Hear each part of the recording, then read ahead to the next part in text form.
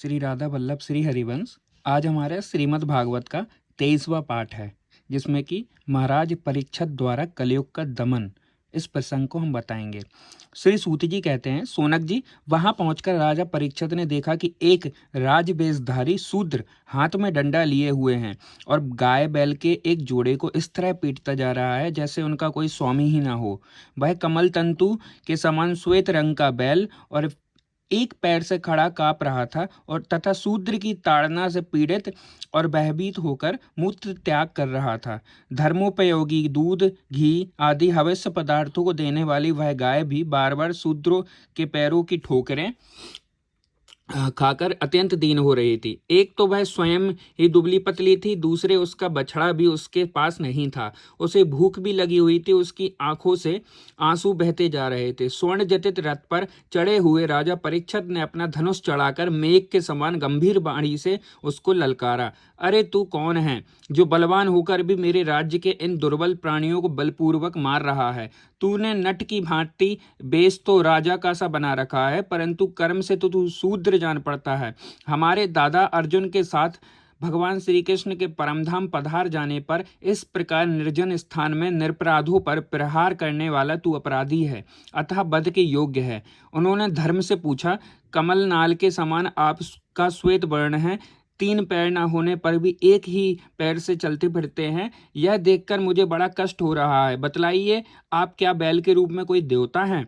अभी यह भूमंडल कुरुवंशी नरपतियों के बाहुबल से सुरक्षित है। इसमें आपके सिवा और किसी भी प्राणी की आंखों से शोक के आंसू बहते नहीं देखे मैंने। धेनुपुत्र, अब आप शोक ना करें, इस शूद्र से निर्भय हो जाएं। गौमाता, मैं दुष्टों को दंड देने वाला हूँ, अब आप रोए नहीं, आपका कल्याण हो। देवी, जिस राजा के राज्य में दुष्टों के उपद्रव से सारी प्रजा त्रस्त रहता है, उस मतवाले राजा की कीर्ति, आयु, ऐश्वर्य और परलोक नष्ट हो जाते हैं। राजाओं का परम धर्म यही है कि वे दुखियों का दुख दूर करें। यहाँ यहाँ महादुष्ट और प्राणियों को पीड़ित करने वाला है, अंततः मैं अभी इसे मार डालूंगा। सुरभि नंदन, आप तो चार पैर वाले जीव हैं, आपके तीन पैर किसने काट डाले? श्री कृष्ण के अनुयायी राजाओं के राज्य में भी कभी कोई भी उसी तरह की दुखी ना हो। ऋषभ, आपका कल्याण हो। बताइए, आप जैसे निरपराध साधुओं का अंग भंग करके किस दुष्ट ने पांडवों की कीर्ति में कलंक लगाया है? जो किसी निरपराध प्राणी को सताता है, उसे चाहे वह कभी भी रहे, मेरा भय अवश्य होगा।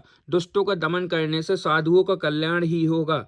जो उद्दंड व्यक्ति निरपराध प्राणियों को दुख देता है, वह चाहे साक्षात देवता ही क्यों ना हो, मैं उसकी बाजूबंद से विभूषित भुजा को काट डालूंगा। बिना आपत्ति काल के मर्यादा का उल्लंघन करने वालों को शास्त्रानुसार दंड देते हुए अपने धर्म में स्थित लोगों का पालन करना राजाओं का परम धर्म है।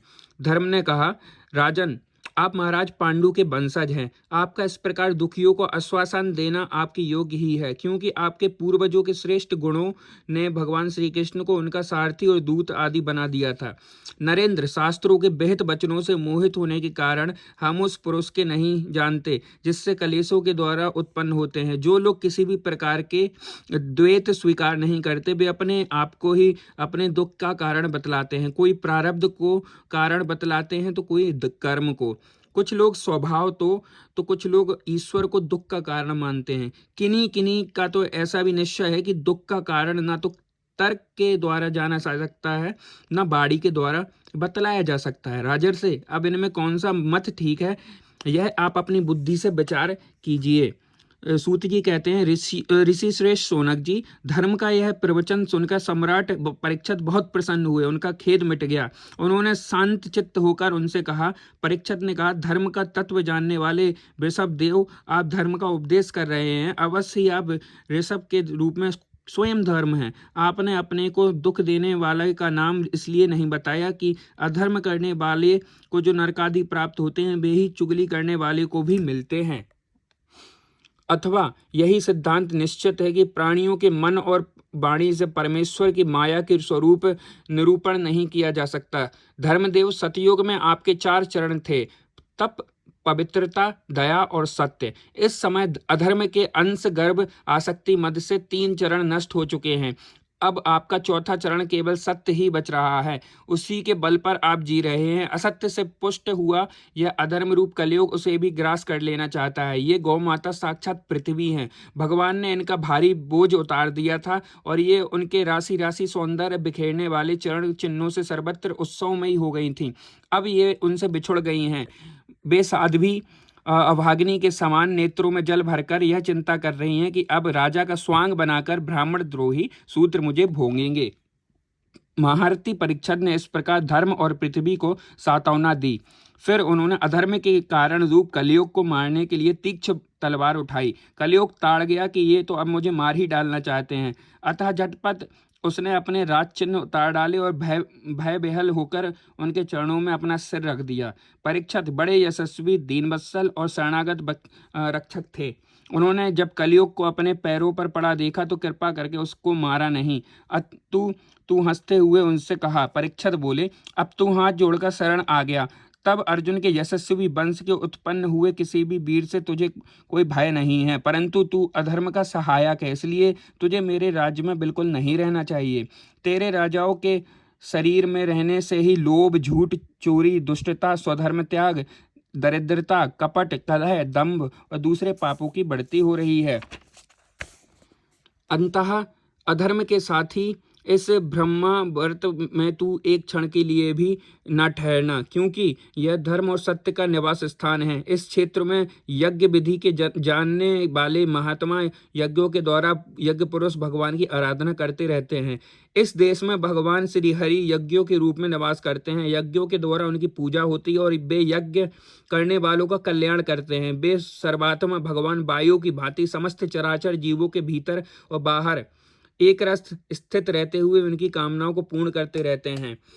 सूत जी कहते हैं, परीक्षित की यह आज्ञा सुनकर कलयुग सिहर गया। यमराज के समान मारने के लिए उगत हाथ में तलवार लिए हुए परीक्षित से बोला। कली ने कहा, सार्वभौम, आपकी आज्ञा से जहाँ कहीं भी मैं रहने का विचार करता हूँ वहीं देखता हूँ कि आप धनुष पर बाण चढ़ाए खड़े हैं। धार्मिक शिरोमणे, आप मुझे वह स्थान बतलाइए जहाँ मैं आपकी आज्ञा का पालन करता हुआ स्थिर होकर रह सकूं। सूत जी कहते हैं, कलयुग की प्रार्थना स्वीकार करके राजा परीक्षित ने उसे 4 स्थान दिए: घूत, मगपान, स्त्री संग और हिंसा। इन स्थानों में क्रमशः असत्य, मद, आसक्ति और निर्दयता, ये 4 प्रकार के अधर्म निवास करते हैं। उसने और भी स्थान मांगे, तब समर्थ परीक्षित ने उसे रहने के लिए एक और स्थान स्वर्ण धन दिया। इस प्रकार कलियुग में 5 स्थान हो गए: झूठ, मद, काम, बैर और रजोगुण।